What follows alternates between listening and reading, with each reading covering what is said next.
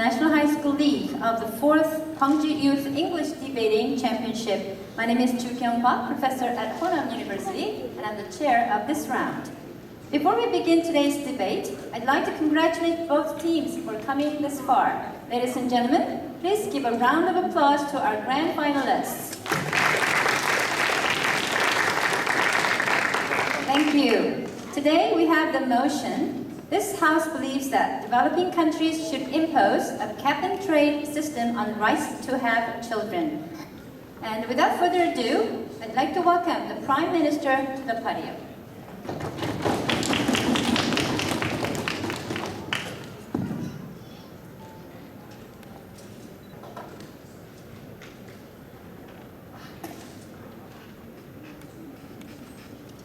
Ladies and gentlemen, the problem is that we are keep overflowing a cup that is already full. We live in an overburdened world.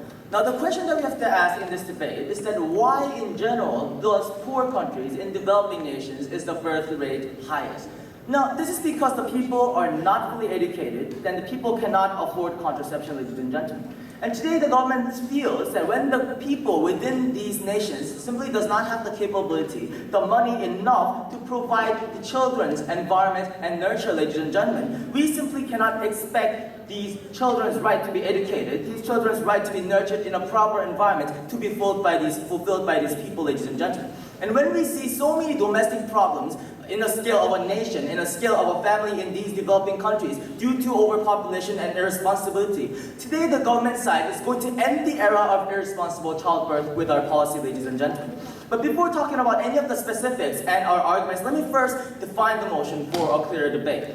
Today to define developing countries as nations that are yet developing within their economy but are actually suffering because of the overpopulations. We're talking about nations like Uzbekistan, nations like Bangladesh, India, and China, where the population growth is so extreme that the nations are not able to follow this growth, ladies and gentlemen.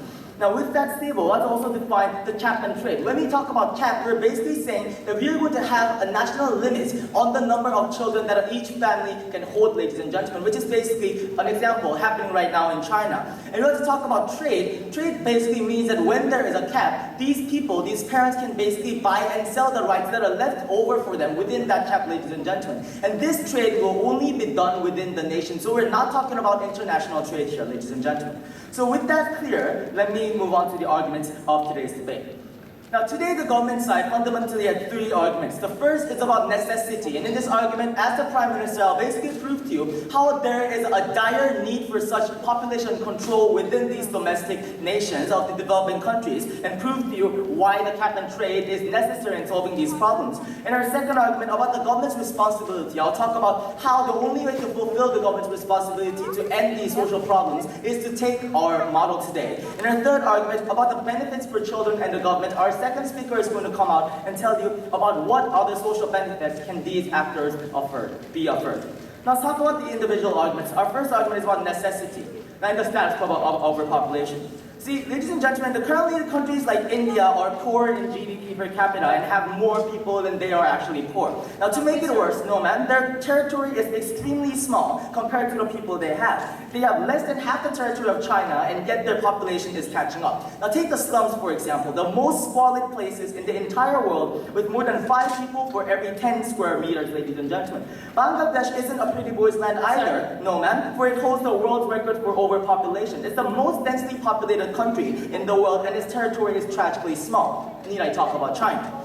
See, now let's basically take a look at some of the problems that actually prove the necessity for this cap problem. First of all, administration problems. Obviously, more people basically means more workload for the authorities. Now, administrative areas, no man, will have too many people. Yes, it is generally beneficial to have more population, but not when there's a swarm of people that is plummeting over the geographical cap and are causing problems. No, sir. Generally, this increase of population is welcome because one baby means one another healthy citizen. But in this case, we say it's abnormal, ladies and gentlemen. It's a different case because here in these nations, one baby means one more burden for the nation to carry.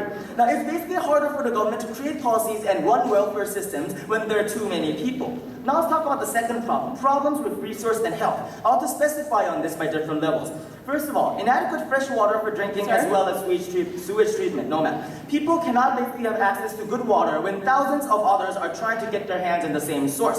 India has reported hundreds of water shortages and pollution cases around the country.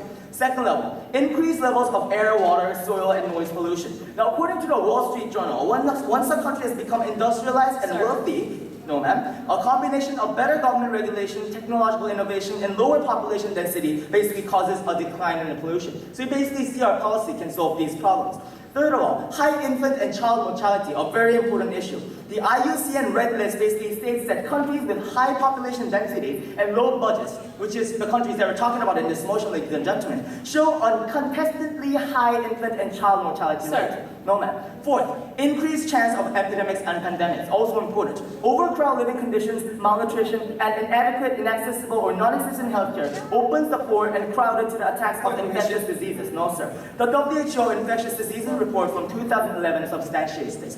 And by having a capped system, ladies and gentlemen, we will be able to control the population so that these problems from overpopulation is not going to happen. Now let's talk about the need for trade. No, ma'am. Now the reason why trade should be beneficial and should be taking place is because it is mutually beneficial, ladies and gentlemen. Looking at the perspective of the poor, because they are going to put in their economic considerations, ladies and gentlemen, they will be giving up. They'll be selling up their rights to other people when they feel the need to, ladies and gentlemen. They can get economic profit, no ma'am, and they will be able to get benefit from it. Now the opposition side here might say that this is a forced choice or something, ladies and gentlemen, but that is not true, because this forced choice, no matter if it is right or wrong, should not be taken, because we're talking about irresponsible childbirth, ladies and gentlemen. If you're so, no ma'am, direly needing to sell this right, that basically simply proves to you how you cannot afford your child, ladies and gentlemen. We say that that should not take place. Now, looking at the perspective of the rich, it's quite simple. No, sir. And ma'am. Now, they basically can give birth to whatever numbers of babies they want, as long as they can pay, ladies and gentlemen. The reason why trade is important is because for these nations, actually giving birth to a child is basically a social harm, a social impact, ladies and gentlemen. And we say, for those kind of problems that you're going to cause, you have to pay for that responsibility and pay for that right. And that is exactly the society that we want to create, ladies and gentlemen, a right followed with a responsibility. Now let's talk about the government's responsibility, our second argument, ladies and gentlemen. Now the government has the responsibility to fulfill its duty to create a better society, a fundamental thing. And we just saw so many problems happening without these developing nations. We can simply say that why doesn't the government simply solve these problems by getting aids from foreign countries or something, ladies and gentlemen? But no, the reason why this is not going to work, it's not feasible, is because they either lack economic capability to do that. Second of all, the international market and the international nations have no political will to have help, or other reasons, ladies and gentlemen. There is a reason why these developing nations stay as developing nations for decades. When this is impractical, ladies and gentlemen, the only option that the government should take to fulfill its responsibility is to take the cap-and-trade system.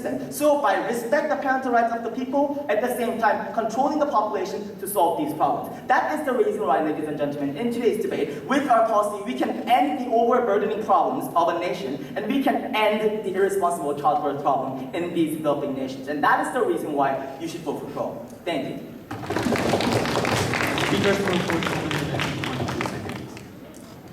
Now I'd like to welcome the Leader of Opposition to the podium.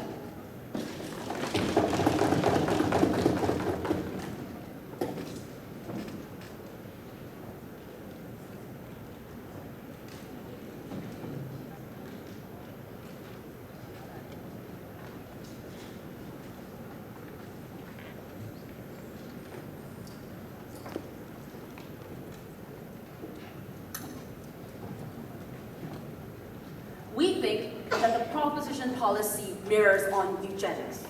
Because we think that when they say poor people are being irresponsible when they have children, it's equivalent to saying that poor people should not have children in the first place. We think that the link between the social problems that they pose about health and environment only calls for better technological solutions, better technological transfer from developed nations, not that we prevent them from having babies in the first place. Because as the opposition case will prove to you today, ladies and gentlemen, that right is something fundamental, that right is something that they cannot simply say no to because they think it is irresponsible. So before moving on to the case of the opposition, I would like to address some of the key rebuttals against the Prime Minister that we have to offer to this debate today. But before I move on to that, I would like to pose 3 questions on their policy. As you all know, cap and trade is a massive, massive policy that will have to be implemented on a wide range of developing nations. Now, first question. Who and how will we set the cap? They have not given us a single standard or a single responsible entity who will responsibly and also accurately set the cap and enforce it. Second, the second question has to do with the fact that these developing nations have absolutely no incentive in the first place to actually implement this kind of policy. Because as we will prove later, thank you, sir. For these developing nations, population is essential because their economy depends on that labor force in the first place. But thirdly, and more importantly, I would like to stress that as we see in China's one-child policy, we know that limitations on this kind of fundamental right will never work in the status quo because we know that this is simply not enforceable. You cannot kill a child after it has been born illegitimately. So we think that at the end of the day, what we're going to see is another failure of population control like we saw in China. Moving on to the rebuttals of today's Before we move on, ma'am. The first argument that they provided for us was how because they have no, was about firstly the health or the environmental problems that overpopulation can cause. But we don't think that these problems in themselves actually justify the government actually trying to ban people from having babies. It does justify the government putting further investment into actually solving these problems. But they cannot just unilaterally say that, well, because overpopulation is a problem, we don't care about your fundamental rights, you will have to stop having babies. But moreover, on the point that it is not a forced choice upon the people. Well, 2 points. First of all, we think that dubbing the poor people as irresponsible and denying them the right to genetic perpetuation is in itself a concept of eugenics. But moreover, we think that this is indeed forced choice because money for these poor people is critical for survival. And the proposition themselves admitted that that was their final goal so that these poor people will not have babies in the first place. And we think that we see a problem in that, as we will prove in our arguments. On the second point of government responsibility. Now, they said that the reason why we stay as developing nations in the status quo is because of this overpopulation matter that they have brought up. But we think that this is not true, as we will prove further in our arguments, because at the end of the day, what we see is that this labor force is crucial to economic stimulus and development. And we think that when the proposition says, because of your overpopulation problems, that actually the developed nations caused in the first place by depleting the resources in the status quo, when we say that you have to limit your labor force in order to solve the problems that you didn't even cause, we think that we are forcing these developing nations to sacrifice their national benefit in exchange for the problems that they have identified and actually pose as a punitive measure against the people of developing nations. Moving on to the 3 arguments of the opposition's case today. The first argument about the right to have children. Now, on the first argument, we'll explain to you why this right is essential, why the proposition cannot take the assumption that because this extreme measure is going to solve all the problems, they can just do this and say that it doesn't matter whatever your rights are.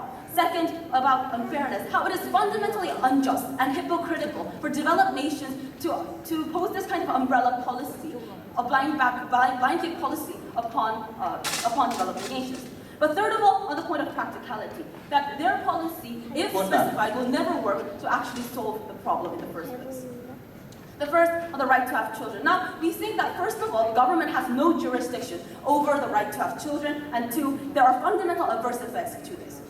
First of all, on the point of the nature of the right to have children. Now, Mr. and Madam Speakers, the right to have children is not a civil right formed through social contract. It is not a right people ask government to protect. It is a right that relates to bodily autonomy outside government jurisdiction because it is done exclusively outside the government. Procreation and the raising of children is actually outside of government jurisdiction. We think that this directly relates to the right to pursue happiness, and that when we actually deny them this, it is equivalent to saying that people with genetic diseases should not be able to procreate. We think that right to form a family in the same implication or the same line of logic is equally important. And we think that when we say that this nature of right should be, that this right should be limited because you are poor, that is discrimination in itself. But more importantly, we think that limiting this right has mainly two harmful implications in the status quo. First, we think that you deter people from, when you deter people from having babies by essentially implementing monetary incentives or disincentives,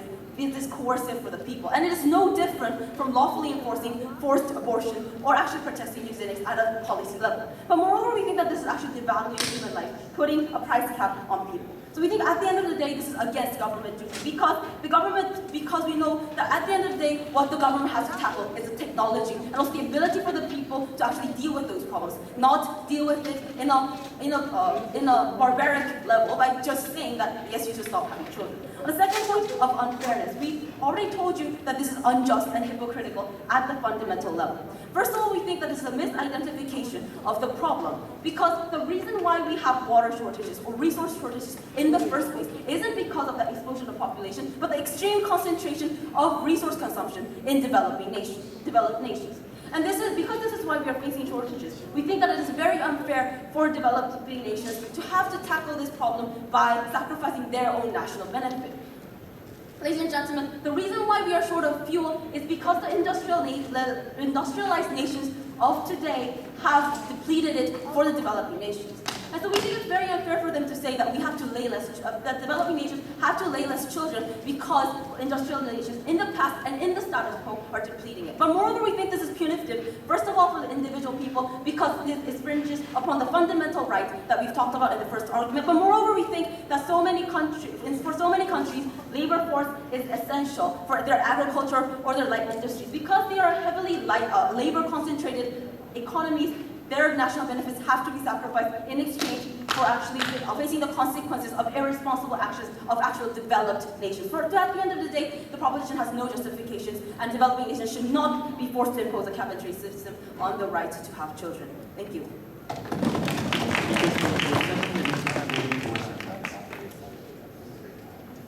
Now I'd like to welcome the Deputy Prime Minister to the podium.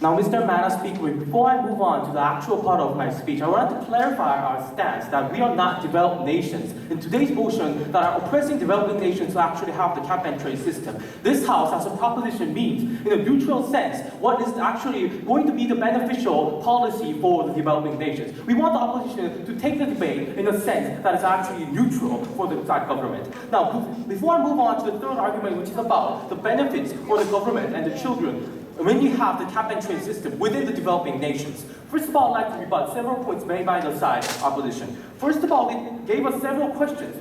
First of all, they talked about who is going to and how it's going to go for the cap-and-trade system. And obviously, we're going to have the government of each nation to do it. And how? We're going to do it, the standard will be according to the nation's capacity and according to the district's capacity in every nation, Mr. Madam Speaker. We cannot give a certain standard for every single nation inside population. Wait, sir.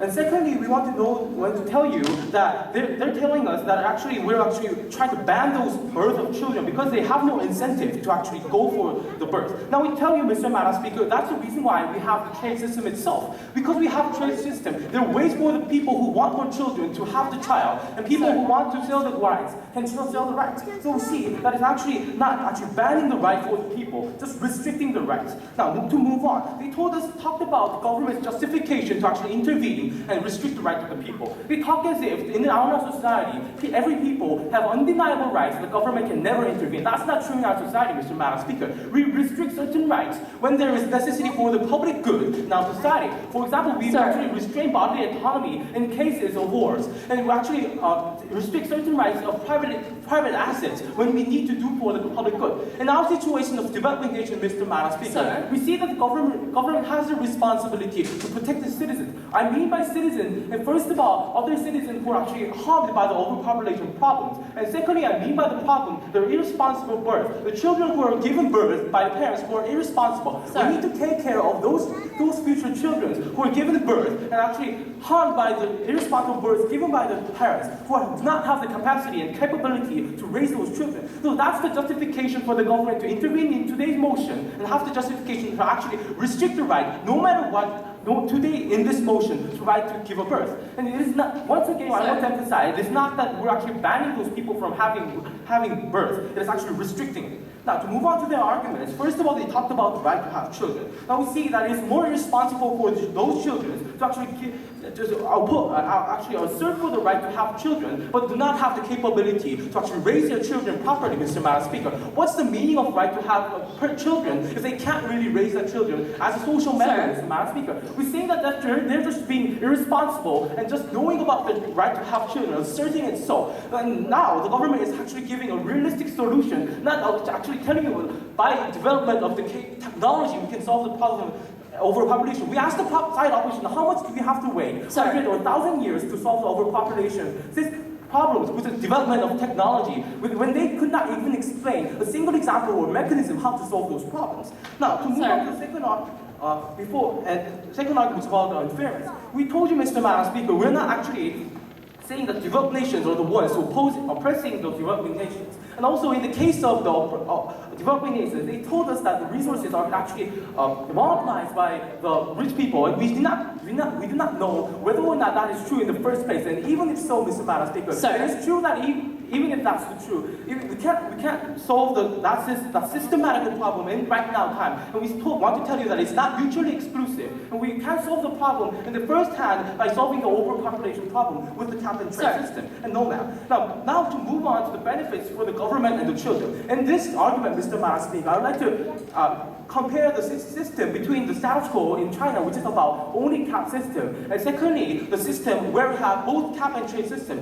I want to show you that there is a significant difference with cap and trade system and only cap system. Now, first of all, to talk about the only cap system. In the status quo, it is ineffective to have only cap system because it cannot control all the overbirth problems. It is problematic because the total cost for a single child and raising the child is higher, definitely higher than the fine in China the person has to pay for the government. Now, we see that's a problem. The government cannot manage all the overbirth problems, leading to unregistered child, leading to those problems that unregistered child are lack of social welfare, education, medical care, etc., etc. And those problems, the government cannot take care in cap system. And what's your answer?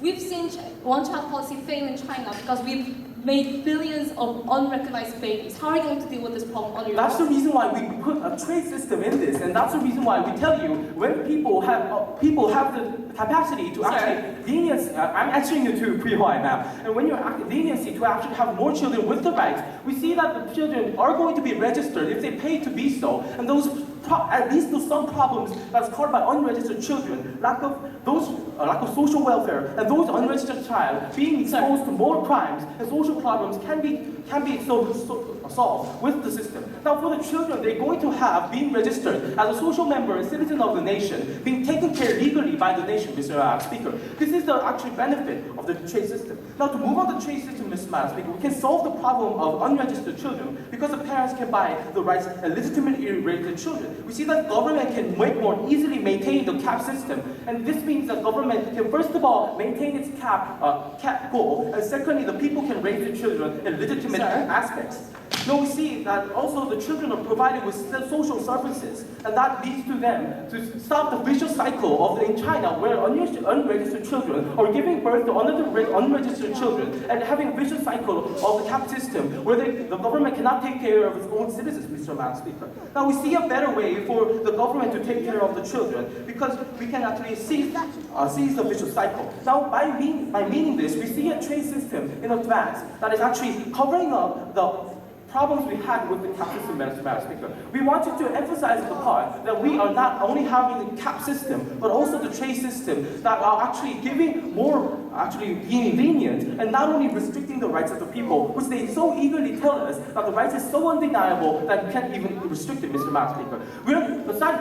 please, Mr. and Madam Speakers, please look at which side is more realistic about the status quo. Which side is giving you a more realistic solution to the overpopulation problem? Is it a cap and trade system, which is restricting amount of law, amount of rights, but actually giving leniency and choices to the parents? Or is it a side opposition who are talking about the technological development and ideologically believing that those solutions will actually someday solve the overpopulation problem? Mr. Madam Speaker, the overpopulation problem is not only an idealistic scientific novel, but that is a problem going on in the status quo in so many nations with so many people. I beg you to propose. Thank you.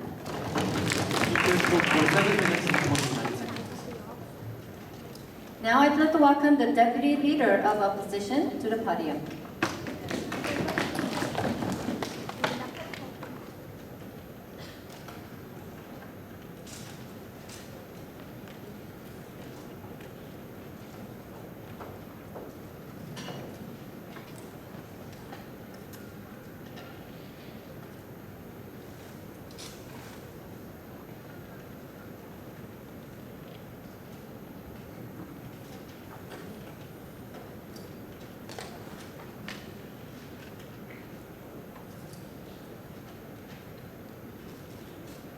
Ladies and gentlemen, we face team proposition that gives us this grand policy of cap and trade system of right to have babies.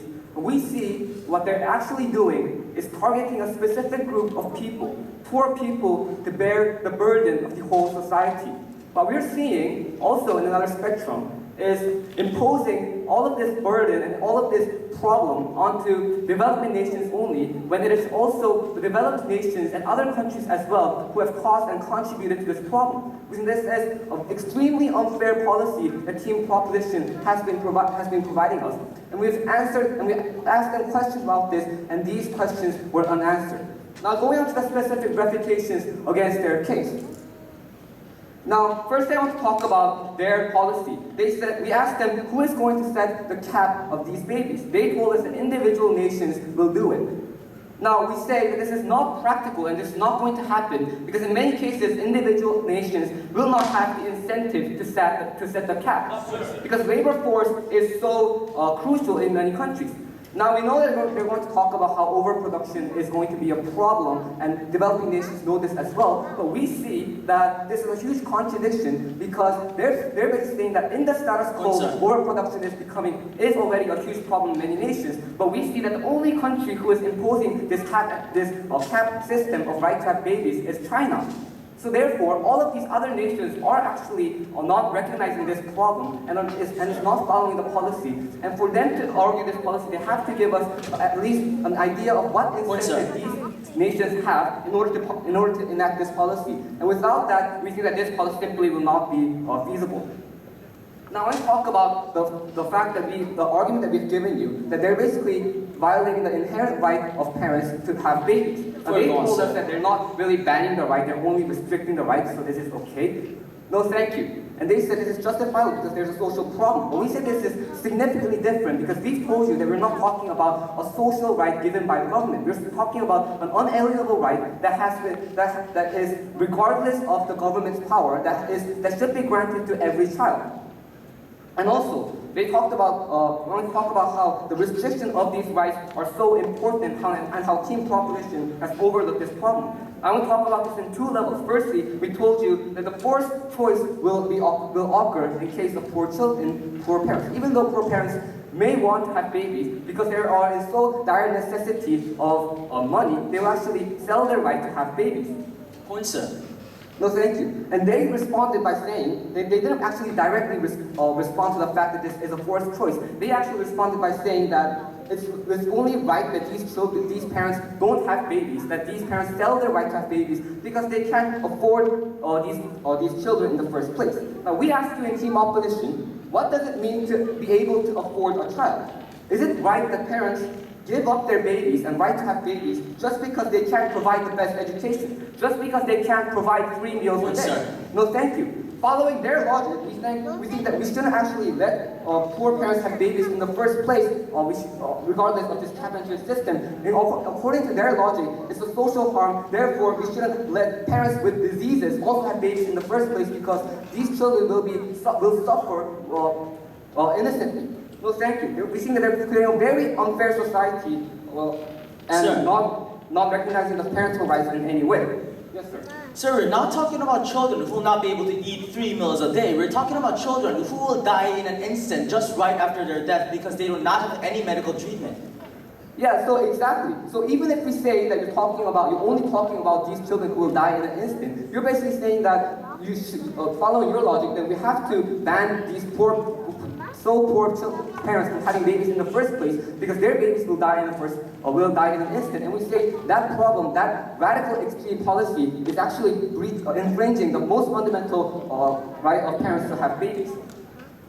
Now they basically justify this restriction by saying that in cases of wars, we can let individuals infringe upon the right, such as bodily autonomy. But we say this is a very different case because in the case of war, no other option is possible. But we see that this case is very different because we see a better option in dealing with the problem of overpopulation.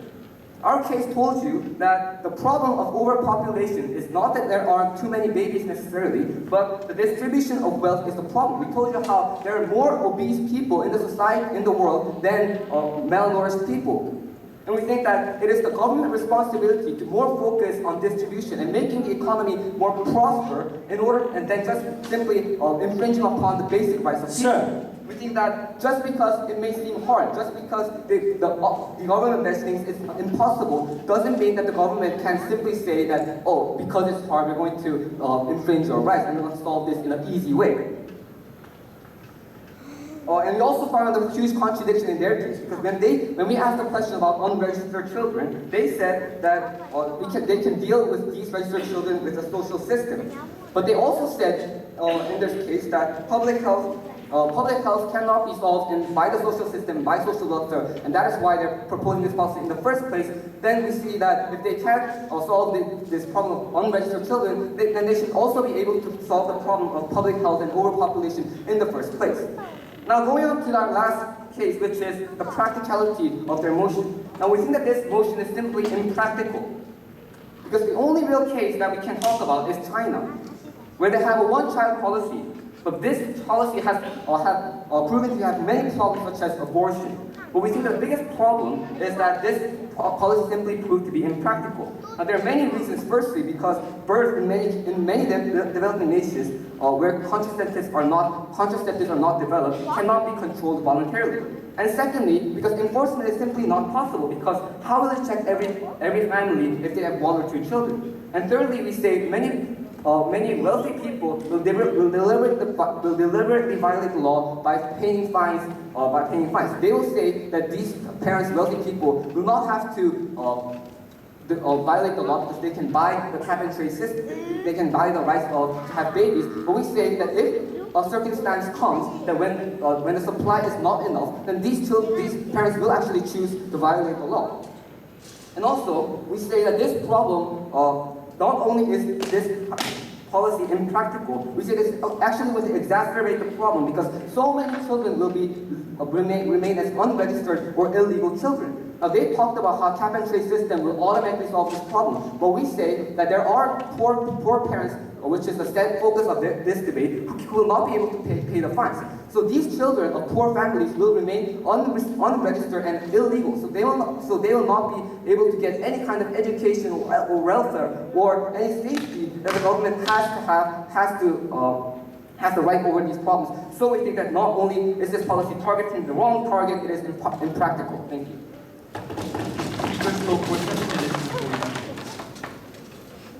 Now I'd like to welcome the Government Whip to the podium.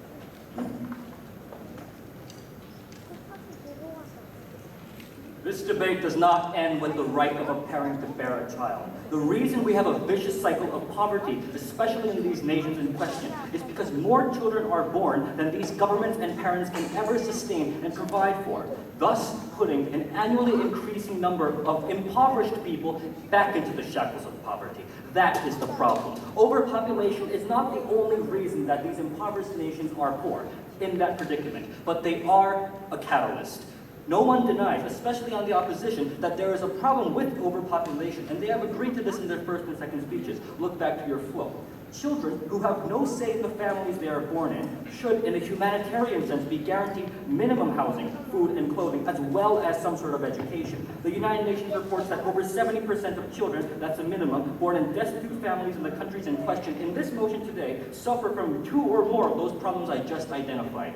This is a problem, ladies and gentlemen, and it must be solved in every sense, from humanitarian to political to economical, regardless of the financial status of the country. It is an undeniable fact that so many children are born without much thought from their parents, and this is also been proven by our second speaker. Now, 2 problems that the opposition had today. Although there are more, these are the main problems with their stance in general. Number 1, they did not give any refutation to the fact that overpopulation exacerbates the current problems and sometimes generates some on its own, such as sanity problems and concentration problems. Note that urban cities with a wealthier population are not even 1/10 as concentrated as the average slums, which have a considerably lower income. They did not address this point so far. Second, they also didn't deny that there are certain rights that can be pardoned when the interest may come into conflict. When the interests of another party or the rights of another party come into conflict with the pursuit of happiness, or in this case, the right to bear children, that right can also be denied. We gave an example, they also did not rebut to this. They also, finally, ladies and gentlemen, according to this, did not give a proper policy and only vaguely said that developed countries should have some of the burden, whereas in our motion, when we defined it and clarified it in our second speeches as well, that developed nations do not have any part in this particular debate. Sir. We should not be including them here. No thank you. 2 questions to ask you today, ladies and gentlemen. The first, about the rights to have children. Do parents really enjoy this right, and does it even exist? The second, beneficial to the economy? Will the country be incentivized, or will these individuals rather be incentivized to execute this policy? But before I go into my third argument, the third argument from their opposition was that it was impractical. They said that enforcement is virtually impossible if we were to follow this particular motion. First of all, although it will be elaborated later in my second argument why countries will be incentivized to do this and will be administrating it properly, they came up with a very, very dangerous stance that social welfare is not provided by these countries, and therefore social administration cannot be provided either. Social welfare, providing universal healthcare or any form of healthcare to these citizens, and simply censusing are completely different issues, which is why countries that have bad healthcare policies eventually do not necessarily have bad administration issues. We're simply saying that governments can do a better job of administering these unregistered childs, as they have identified so kindly in their POI raised by their third speaker about the People's Republic of China. We can solve these problems by incentivizing people to actually pay for the children that they decided to not have. Sir? Therefore incentivizing both sides of the party. No thank you. Please look forward to more rebuttals in the second question. But on to the first question, the right to have children. I have an example here that has been requested by the opposition. They have requested for an example, or rather any justification, for a parent to have his or her right denied when he or she cannot provide for the child, or potentially provide for the child. She gave an example of disease. I'll give you an example. In many countries, if not most, if parents are mentally incapable of looking after a child, sometimes physically or psychologically, sometimes both, they are denied the right to bear children. We take away the right to bear children because this debate extends much further, much deeper than simply the rights of existing human beings in today's society to bear children unconditionally. That right has not existed, and their misconception that it does exist under the concept of bodily autonomy is completely outrageous. Plus, the child mortality rate is a record high. Our first speaker has told you about one of the problems in the first argument, that child mortality and infant mortality are records high here. If parents can so well decide for the future of their children, which they have had no rebuttals to so far, why is the child mortality rate so high? I expect an answer. We say that state should be there, of course, to provide a certain quality of life for the children. That's born in exactly poor why communities. that the state should also have a say in this. But are we going to leave these developing nations who do not have a good economical basis to simply take care of all their overpopulating families? That's why, although there can be a separate policy outside this debate, in this debate, we're discussing whether this autonomous policy, laissez-faire, let them be policy should be happening within a transaction between the rich and the poor Sir. about having birth. I'm answering your POI. Therefore, as long as we keep this independent policy going, we can have both double the economic benefit at least. This must have been explained in detail by our second speaker. This ultimately, ladies and gentlemen, this question conflicts information. with the children's rights. The children's rights, although they are non-existent yet, do have, as human beings when they are born, the right to education and the right to the basic standards of life. And they have not disagreed with us when we identified that some of these parents, or most of these parents in question, cannot provide these basic qualities of life for their children. We demand an answer from the opposition to tell us, give us any sort of, although late-coming policy, as to how we can care for these children, other than developed countries simply telling developing countries what to do. Because according to their stance, that's going to be a worse infringement than they have ever identified in our case. Second question, is it going to be beneficial to the economy, and are they going to be incentivized to execute this policy? They said there's no incentive because the labor force is crucial. The labor force is crucial in developing countries. Yes, they do rely on OEM production. However, explain to me so kindly why the unemployment rate is so high in these countries when the labor force is always being used. There is an overflowing cup of labor, as our first speaker has identified so correctly in his introduction. And because the unemployment rate is so high, there's already a problem. Saying that we don't have enough people in these countries is outrageous as well. They also said that no country other than China recognizes it. If you list Uzbekistan, Iran, India, and other countries, the United States and Germany, formerly in the 1920s and 30s, have all adopted some sort of birth control policies that included either the cap or the trade, or both of them, in order to control their population because they saw that it was detrimental to the economy. And who said that China is a failure? 400 million babies prevented from birth and $30 million saved simply considering the minimum cost for raising such babies in all provinces in China. Tell me, opposition, why this is a failure to the Chinese economy. This effectively destroys their third argument that it is impractical because countries and individuals will not be motivated. As our second speaker said in our third argument, the poor are motivated and incentivized to get money and sell their right to have child, not the child, but the right to have child to the rich. And the rich, who can provide for the children and basic human rights, guarantee basic human rights, have the enjoyment of having as many children as they want, so as long as the cap permits it. So who's more practical in this debate, ladies and gentlemen? Proposition who has a good policy, or the opposition who is trying to shove the burden to the government only and to developed countries who have no interest here? That is up to you to decide. Thank you.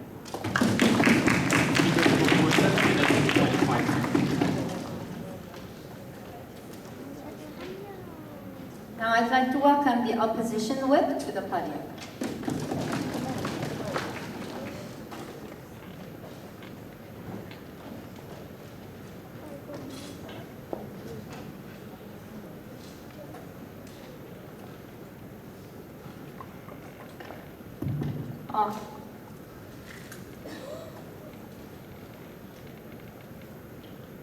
We face a proposition today who says that states' inability to provide welfare should be punished by the people. It is a liability, they say, that should be taken by the people because the state can't do anything. The proposition says because the state is too poor or the state is unwilling to provide anything to these citizens, we have to limit the citizens' fundamental rights. They say there is a necessity to limit the fundamental rights of the citizens. But first of all, we think fundamental rights are not conditional rights, they can't be limited. And second, that when there is another viable option, that we provide better public health care to these people and we provide better contraception to these people, we shouldn't limit the rights to bear children for these people simply because the state is unable, or simply because the developed nations are not willing to aid the developing nations, ladies and gentlemen. I have three questions to ask in my speech. First, I'm going to ask whether this policy in anywhere has any kind of justification. Second, I'm going to ask whether this is at all practical. Thirdly, I'm going to ask what kind of social message that this would bring to us. And before I move on, let me tell you that the third question was only answered by the opposition, telling you that we will devalue the lives of humans because we're now putting prices on them. But we haven't heard any kind of rebuttal against this when this was mentioned in the first speech of the opposition. Now let me move on to the first question of today's debate. Is this in anywhere justifiable? Now, the first point of contention coming from the proposition, right, was that they said the poor people are creating a social problem, ladies and gentlemen, when they're actually bearing children. They said because they're creating the social problem, they should take responsibility for it. First of all, we question whether they're the only ones who have to take the responsibility, because we don't think overpopulation is right now a problem because there are more and more babies being born. We think it's a problem because the industrialized nations have used up too much of the resources recklessly when they were developing. And secondly, also in the status quo, they are overusing the already existing resources, ladies and gentlemen. We see resources being overconsumed in the developed nations and then not dealing with these problems, ladies and gentlemen. When simply it is a problem of wasting, ladies and gentlemen, they say that it is a responsibility that the people in the developing nations should take care of. They said that they're in no way saying that the developed nations should be enforcing this policy against the developing nations. Yes, we understand that. However, we're saying that this policy itself is punitively dealing with the people in the developing nations who have not caused this problem and who are not contributing to this problem more compared to the developed nations. Having to take care of this problem is simply unjustifiable. We heard no kind of response against this when this was the stance from the first speaker of the opposition. Now, moving on to the second response. We think the government is being very, very irresponsible, and it loses justification to say that they should limit the rights to bear children because they have another tangible way to solve this problem. We told you that they can provide contraceptions if, as their first speaker says, the lack of contraceptive measure is the real problem that is causing these overpopulation. They should provide contraceptive devices to these people rather instead. If they don't want to have children, they shouldn't be having. Second, we told you that the developing economy, that it's the state's role to develop the economy and provide social infrastructure. They're providing cheap labor, social infrastructure, so they will be able to guarantee a welfare for the citizens that will be born, ladies and gentlemen. We told you that economic development in developing nations often have to do with population growth, because more population in developing nations actually mean that they are able to provide more labor force, cheap labor force in the globalized economy, and they will earn money from that. A good example of that is the People's Republic of China, whatever. But anyways, so we see that when definitely population growth is something that developing nations view as an economic incentive. We can't really necessarily tell them that you have to sacrifice your economic incentive for the good of the developed society, when the developed society wouldn't do anything about over-consuming their electricity or over-consuming their water, ladies and gentlemen. Moving on to the second point of contention coming from them, right? They said that children are not being guaranteed with any kind of quality life after they're born because the parents decided to give birth to them, but they're not providing them with any water or food, right? First of all, we told you, yes, we definitely agree to this problem, and if parents can't do it, please beg the state to provide the most basic fundamentals, life fundamentals for their citizens, because we think it is the state's responsibility, after all, to redistribute the wealth in that society by collecting taxes and creating social infrastructure, and then giving education and life fundamentals to everyone. Secondly, we told you that this is very, very discriminatory against the people, ladies and gentlemen. They say that laying another baby in a country where it is overpopulated is contributing to the social problem. Now, they're saying that poor people shouldn't contribute to this problem because they don't have money, but rich people can contribute as much as they want to because they have a lot of money and they can buy a lot of rights to bear children, right? They say that if one more child is born, they say it's a burden, but rich people are allowed to burden the social problem, right? While the poor people will be ripped off from their fundamental right. They haven't answered this question at all when this was the first argument coming from the opposition first speaker, ladies and gentlemen. Now, we also question whether they, as they say, is if the material quality is the only way to guarantee the children a quality life. We don't think that the government can ever judge whether this children is being guaranteed with a good life or not, simply by materialistic quality of things that she is receiving from her parents. We think psychological interactions are much, much more important. Moving on to the second question of today's debate, whether this is at all enforceable or practical. Now, the proposition, first of all, in the first speech and the second speech, told us that we're going to let the developing nations themselves decide whether they're going to do this or not, or what the cap will be on themselves. Now, first of all, we think this is very problematic because we saw China, when they first started developing, they actually promoted people having children, and then after they made some economic development, they decided to have one-child policy. So in the time of developing the economy, ladies and gentlemen, China actually promoted people to have more children because that actually helped the Chinese economy to grow. We think this shows that many developing nations in that phase of economy resorts on manual labor for the increase of wealth, the national benefit, ladies and gentlemen. And when this has a lot to do with national benefit, we don't think the developing nations in any way should be justifiable to compromise or give up their biggest national benefit to deal with the problems that the industrialized nations have contributed to and have caused, ladies and gentlemen. Moving on to the second problem, we think they will not be incentivized at all to have any cap and will rather promote their people to have more babies because that will contribute to their economy. Second, they said that the social problems by unregistered children will be dealt by the social systems, right? We think, first of all, they're the ones who said the social systems don't really exist at a good level in the developing nations. So if social systems are not really capable in developing nations, how are they going to actually police all these people and use all these resources? Thirdly, they said they will incentivize the people to pay and give birth to recognized children, right? But we think in cases of poor people, they can't afford it, so they will only give birth to unregistered babies. And if the cap is too small, the rich people will also rather decide to have fine rather than not have babies, ladies and gentlemen. But we can't kill the babies. Thirdly, about the social message, I've already told you in the introduction that we've told you that we will devalue the lives by putting market prices on the lives of humans, ladies and gentlemen. We have heard no response coming from the proposition. Overall, we think they are proposing a wrong solution, a very inhumane solution to a problem that can be solved through many, many other viable measures. And a problem that was solved by a person or a nation that is not really being discussed under their policy, ladies and gentlemen. Today, they're punishing the wrong actor. Thank you. Speakers for 7 minutes and 49 seconds. Now we will have the last speaker of the opposition team. Do and things that the government cannot do. For example, just because we have an aging population and we are not going to be able to support that population, we can't put to euthanasia people over a certain age. The proposition today is proposing an inhumane, unthinkable solution to a group of people, knowing fully well that this is a discriminatory measure against a fundamental right. We think that that is wrong, and without extensive justification, actually can limit and actually justify the implementation of an inhumane policy. So going back to the very first speech of the opposition case, why is that right? Why is the right to have children essential?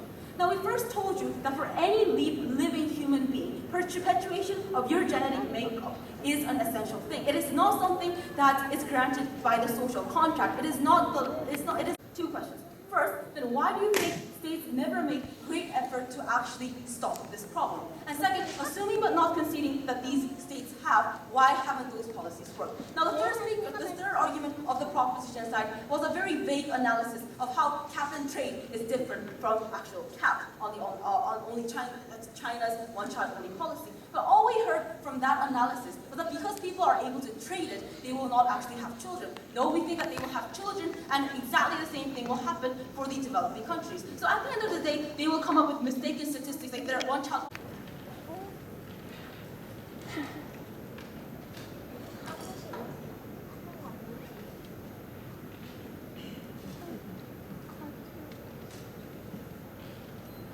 The fundamental reason why the opposition have to, and as they will, lose this debate is because they fail to show us how overpopulation really has nothing to do with these social problems, ladies and gentlemen.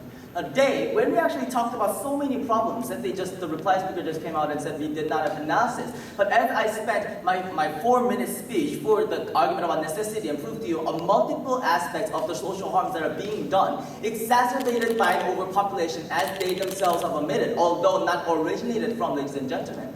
They did not prove to us how this problem can be solved practically, ladies and gentlemen. Now, what they say is that development of technology will sometimes solve this problem. And then providing contraceptions will sometimes solve this issue, ladies and gentlemen. We, from the first speech, has told you that this is not practical, ladies and gentlemen. We told you that this is developing nations that are suffering from overpopulations for several decades, or sometimes even centuries, ladies and gentlemen. They did not prove to us any type of mechanism and practicality as they so stick to it on how this type of all of a sudden development is going to happen, and they'll be able to get the money and budget to solve all these problems, or at least give out contraceptions, ladies and gentlemen. Now let's talk about several of the issues here. One of the biggest clashes that came out was about the parental rights, ladies and gentlemen. Now, they continuously talked about how parental right is something that is untouchable. Now, our third speaker has perfectly told you that in fact it is something that is touchable, ladies and gentlemen. When it comes to people who simply lack the ability to take care of their children, for example, people who are mentally impaired or people who not take care of their children, ladies and gentlemen, we already do not give them the right to give birth to a baby, ladies and gentlemen. And when that is true, and when we're talking about here, talking about babies that are given birth at a toilet, ladies and gentlemen, when we're talking about babies that will be trashed in anywhere, ladies and gentlemen, in the middle of a desert, ladies and gentlemen, when we're talking about babies who are not going to have a lifespan of more than 1 day, ladies and gentlemen, are they still going to talk about parental rights, ladies and gentlemen? Now we say that this is wrong, and we've been proving to you that this is wrong, ladies and gentlemen, because first of all, this is a correct contrast and a contradiction of a parental responsibility. And second of all, we've been telling about, from my first speech, about these children having the right to be educated, to have the right to be raised in a proper environment. They're continuously accusing us for banning the birth of a child for the poor people, but we say that yes, although we're not banning those people, yes, we do, frankly speaking, honestly, that when it comes to you not being able to let your child survive for more than an hour, you should not give birth to that child, ladies and gentlemen. And that's the exact environment that we're talking about in this debate. Developing countries where overpopulation is happening. And then they talk about practicality, about how this cannot happen because no nation will be able to take these policies because they're so enjoying these benefits from overpopulation. We also refuted this by different levels. First of all, we're talking about the economic benefits. We've been telling you that in fact cap and trade actually provides a lot of economic benefit. About the example of China from our third speaker, never refuted. Second of all, talking about the actual practicality issue, as they themselves have said, China, after they actually imposed and actually advocated the propaganda of having more children, and after they faced overpopulation, they stopped it and admitted that cap is needed, ladies and gentlemen. And we today have defined to you that we're talking about nations where overpopulation is already a problem. So why is it so impractical when they themselves have sacrificed and self-committed suicide by talking about China, that this is not going to happen, ladies and gentlemen? Now we have also told you that there is no such thing as a benefit from overpopulation. We've been talking about unemployment rates. We've been talking about how these populations are simply incapable to do economic activities and productive work. And when it comes to this issue, ladies and gentlemen, when we told you about the necessity, the dire need for this policy, and when we told you how this is going to solve the problem by cap and trade, when we almost focused on cap and how did not focus on trade, ladies and gentlemen, we've been talking about how these rights infringements that they still talk about can be covered because they can always get the rights afterwards when they have the capability to do so, ladies and gentlemen. When we've been telling you how the cap can be beneficial and the harms of cap can be perfectly fulfilled and complemented by trade, we say that this debate cannot be lost when we are the ones who are actually telling you the practical solution. When it comes to the government not being able to do any improvement for decades, ladies and gentlemen, we say that because overpopulation is right in the middle of this deadly cycle, ladies and gentlemen, that's the first thing that we're supposed to break. And for that issue, the opposition side did not engage. And because that is exactly what this debate about, we do believe that the proposition side has taken this debate. Thank you. Thanking them for such a great debate with a big round of applause. Thank you. Speakers may now cross the floor and shake hands.